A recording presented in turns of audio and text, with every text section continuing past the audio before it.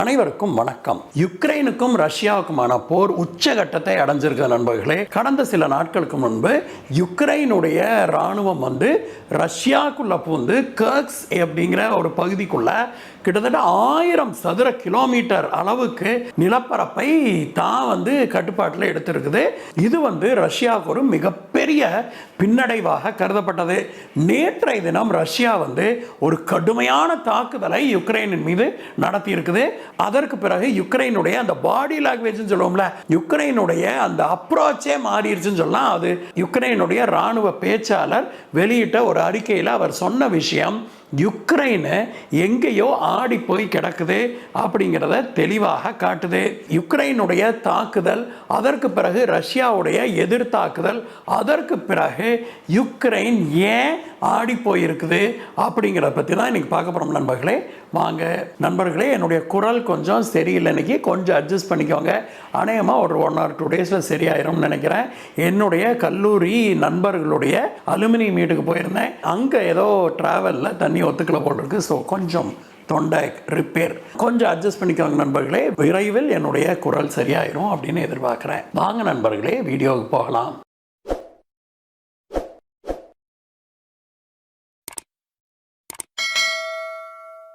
நேற்றைய தினம் ரஷ்ய யுக்ரைன் போரில் ஒரு திருப்பு முனையாக அமைந்திருக்கிற தினம் அப்படின்னு சொல்கிறாங்க நண்பர்களே. அதற்கு காரணம் என்ன அப்படின்னா, நேற்று காலையில் யுக்ரைனுடைய இராணுவ தளபதி ஒருத்தர் பேட்டி கொடுத்த போது அவர் என்ன சொன்னார் அப்படின்னா, ரஷ்யாவில் கிட்டத்தட்ட 1000 சதுர கிலோமீட்டர் அளவுக்கு நாங்கள் கட்டுப்பாட்டில் எடுத்திருக்கிறோம். இது கடந்த ஓராண்டில் ரஷ்யா யுக்ரைனிடம் பிடித்த நிலப்பரப்புக்கு சமமானது அப்படின்னு சொல்லி அவர் சொன்னார். அடேங்கப்பா, 1000 சதுர கிலோமீட்டர் ரஷ்ய நிலத்தை யுக்ரைன் பிடிச்சிருச்சா அப்படின்னு நாம் பயங்கரமாக ஆச்சரியப்பட்டோம்.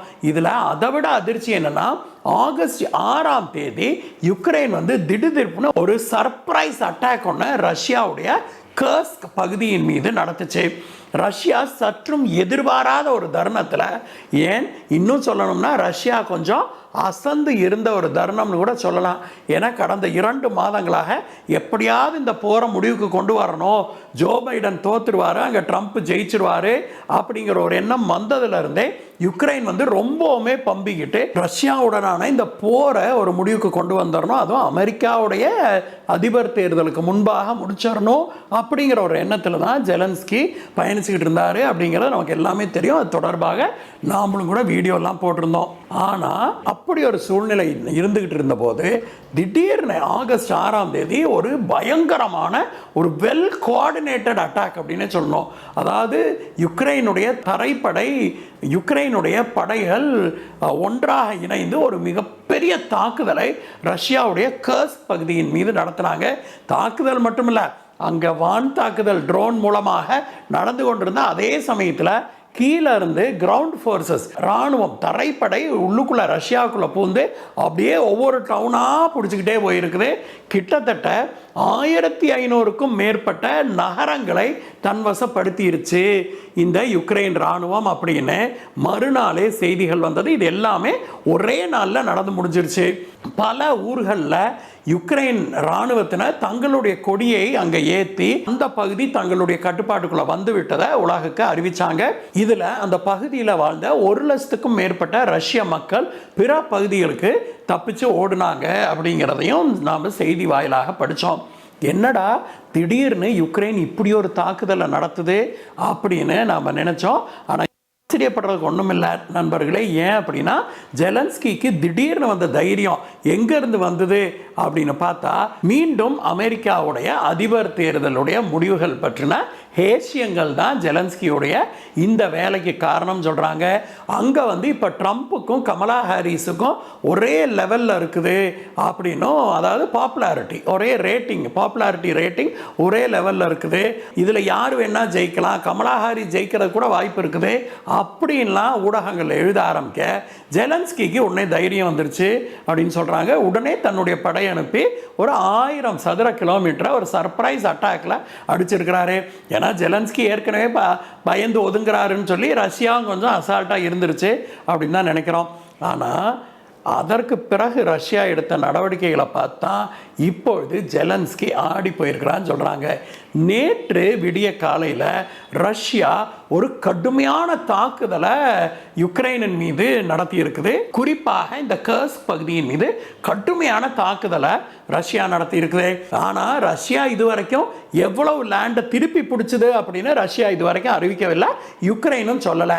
இருந்தாலும் கூட யுக்ரைன்ல இருந்து வந்த ஒரு ரியாக்ஷன் பார்த்தோம்னாலே எங்கேயோ யுக்ரைனுக்கு அடிபடக்கூடாத இடத்துல அடிபட்டுருச்சு போல் இருக்குது அப்படின்னு தான் தோணுது நண்பர்களே. என்னன்னா, ரஷ்ய தாக்குதல் நடந்த ஒரு சில மணி நேரங்கள்லேயே யுக்ரைனுடைய அதிபர் ஜெலன்ஸ்கி ஒரு அறிக்கை ஒன்று விட்டிருக்கிறாரு. அதில் நாங்கள் ஜஸ்ட் பீஸ் கிடைக்க வேணும் என எதிர்பார்க்கிறோம், இதைத்தான் நாங்கள் ரஷ்யாவிடம் கோரிக்கையாக வைக்கிறோம் அப்படின்னு சொல்லியிருக்கிறாரு. அதாவது ஜஸ்ட் பீஸ் அப்படின்னா அதாவது பீஸ் மட்டும் அப்படின்னு அர்த்தம் அல்ல, ஜஸ்ட் அப்படின்னா நியாயமான அப்படிங்கிற ஒரு அர்த்தமும் இருக்குது இங்கே ஆங்கிலத்தில். அதனால் அவர் என்ன குறிப்பிடுறார் அப்படின்னா, ஒரு நியாயமான அமைதியான ஒரு வழிக்கு செல்வதற்கு எங்களுக்கு ரஷ்யா வாய்ப்பளிக்க வேணும் அப்படின்னு மீண்டும் தன்னுடைய டோனை மாற்றி ரஷ்யா கிட்ட முறையிட்டு இருக்கிறாரு ஜெலன்ஸ்கி. இந்த நியாயமான அமைதி அப்படின்னு அவர் எதை குறிக்கிறார் அப்படிங்கிறதுல பல விவாதங்கள் ஓடுது. ஏன்னா ஏற்கனவே 2 மாதங்களுக்கு முன்பே கூட இதை சொன்னார். 2 மாதங்களாக திரும்ப திரும்ப அவர் ஜஸ்ட் பீஸ்னு திரும்பி சொல்லி வரார் நண்பர்களே. இதுக்கு வல்லுநர்கள் என்ன சொல்கிறாங்க அப்படின்னா, ரஷ்யா பிடிச்சு வச்சிருக்கிற அந்த பூமிகளை ரஷ்யா விட்டு கொடுத்துடணும், அப்போ யுக்ரைன் இந்த 1000 சதுர கிலோமீட்டரை விட்டுரும் அப்படின்னு சொல்லி இவர் எதிர்பார்ப்பதாக சொல்கிறாங்க. அது சரி, யுக்ரைன் 1000 சதுர கிலோமீட்டர் ரஷ்யாவோட நிலத்தை பிடிச்சிருச்சு அப்படிங்கிற செய்தியை மேற்கத்திய ஊடகங்கள், அமெரிக்க ஊடகங்கள், இந்தியாவுடைய இடதுசாரி ஊடகங்கள்லாம் பயங்கரமாக போட்டுக்கிட்டு இருக்கிறாங்களே. ரஷ்யா இப்போ யுக்ரைனுடைய நிலம் எவ்வளோத்தை பிடிச்சிருக்குது அப்படிங்கிறத நமக்கு தெரியணும் இல்லையா? இந்த யுக்ரைன் போர் துவங்கிய பிறகு ரஷ்யா யுக்ரைனிடம் பிடித்திருக்கிற நிலத்தின் பரப்பளவு எவ்வளவு தெரியுமா? 1,10,000 சதுர கிலோமீட்டர். ஆமாம் நண்பர்களே, சரியாகத்தான் சொல்றேன். 1,10,000 சதுர கிலோமீட்டர் அளவுக்கு ரஷ்யா யுக்ரைனுடைய நிலப்பரப்பை பிடிச்சு வச்சிருக்குது. அப்போ ஜெலன்ஸ்கி கேட்கிற அந்த நியாயமான அமைதி எப்படி நியாயமானதுன்னு நீங்களே பாருங்க. ரஷ்யா 1,10,000 கிலோமீட்டர் பிடிச்சி வச்சிருக்குதான். நம்பால் யார் ஜெலன்ஸ்கி போய் 1000 சதுர கிலோமீட்டர் பிடிச்சிடுவாராம். இந்த 1000 சதுர கிலோமீட்டருக்கு எக்ஸ்சேஞ்சா நீங்க எங்களுக்கு 1,10,000 சதுர கிலோமீட்டரை கொடுத்துவிட்டு ஓடி போயிருங்கன்னு சொல்லுவாராம். இதுதான் நியாயமான அமைதிக்கு வழிவகுக்குமா? இப்படி ஒரு நியாயத்தை உலகத்தில் நம்ம எங்கேயுமே பார்த்ததில்ல.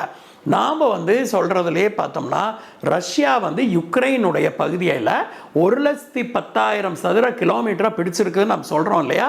இந்த 1,10,000 கிலோமீட்டரை பற்றிய விவரம் நமக்கு தெரிய வேணும். அது என்ன அப்படின்னா, இந்த 1,10,000 சதுர கிலோமீட்டருமே ரஷ்ய இனத்தை சேர்ந்த மக்கள், ரஷ்ய மொழியை பேசுகிற மக்கள் வாழ்கிற பகுதி அப்படிங்கிறத நாம் உணர வேணும். அது மட்டுமல்ல, யுக்ரைன்ல இருந்து ரஷ்யா ஏன் இந்த பகுதியை பிரித்து ரஷ்யாவோட இணைக்கணும்னு சொல்லுச்சு அப்படிங்கிறதுக்கான காரணமும் நாம் தெரிஞ்சுக்கணும் நண்பர்களே. இலங்கையில் எப்படி தமிழர்களை சிங்களவர்கள் போட்டு வாட்டி வதச்சாங்களோ, எல்லா வகையிலையும் சிங்களத்துக்கு தான் முன்னுரிமை, தமிழர்களுக்கு எந்த உரிமையுமே கிடையாது, வேலை வாய்ப்புகளில், படிப்பில், எதுலையுமே தமிழர்கள் ஈக்குவல் சிட்டிசன்ஸாக, சம நாட்டு பிரஜைகளாக வாழ முடியாத ஒரு சூழ்நிலையை உருவாக்குனாங்களோ, அதே மாதிரி தான் யுக்ரைனில் அங்கே வாழ்கிற ரஷ்யர்கள் மீது யுக்ரைன் அரசாங்கம் இப்படிப்பட்ட நடவடிக்கைகளை எடுத்திருக்குது. யுக்ரைன் பகுதியில் வாழ்ந்த ரஷ்யன் பேசுகிற மக்கள் அனைவரையுமே இங்கே இலங்கையில் வாழ்கிற ஈழத் தமிழர்களை சிங்களவர்கள் வச்சு செய்ததை போல அங்கே யுக்ரைனியர்கள், யுக்ரைன் அரசாங்கங்கள் தொடர்ந்து அந்த நாட்டில் இருந்த ரஷ்யர்களை வச்சு செஞ்சிருக்குது. எல்லா உரிமைகளையும் பறிக்கப்பட்டு அந்த ரஷ்யர்களை போட்டு பாடாப்படுத்தி இருக்குது. அந்த நாட்டில் ரஷ்யனே பேசக்கூடாது. அதாவது யுக்ரைனில் நீங்கள் ரஷ்யன் மொழியிலேயே பேசக்கூடாது, யுக்ரைனியன் மொழியில் தான் பேசணும் அப்படிங்கிற மாதிரியான ஒரு விதிமுறையெல்லாம் கொண்டு வந்தாங்க அப்படின்னா பார்த்துக்கோங்களேன். இதையெல்லாம் பார்த்து தான் பொங்கி எழுந்து தான் புட்டின் தன்னுடைய இனத்தை சேர்ந்த, தன்னுடைய மொழியை பேசுகிற ரஷ்ய மக்களை காப்பாற்றுறதுக்கு தான் அவர் தன்னுடைய படையை அனுப்பினார் அப்படிங்கிறதையும் நாம் அறிகிறோம் நண்பர்களே. எது எப்படி இருந்தாலும் நண்பர்களே, இப்பொழுது மீண்டும் ரஷ்ய யுக்ரைன் போர் உச்சகட்டம் அடைய தொடங்கி இருக்குது. அமெரிக்காவுடைய அதிபர் தேர்தல் நடந்து முடிகிற சமயத்தில் இங்கும் ஏதோ ஒரு பெரிய விஷயம் நடக்கும், அதாவது ரஷ்ய யுக்ரைனுக்கு இடையே ஒரு பெரிய விஷயம் நடக்கும் அப்படின்னு நாம் எதிர்பார்க்குறோம். இந்த விஷயத்தில் உங்களுடைய கருத்து என்ன, அதை சொல்லுங்கள் நண்பர்களே. மீண்டும் உங்களை வேற வீடியோ சந்திக்கிறேன் கைஸ். Bye bye.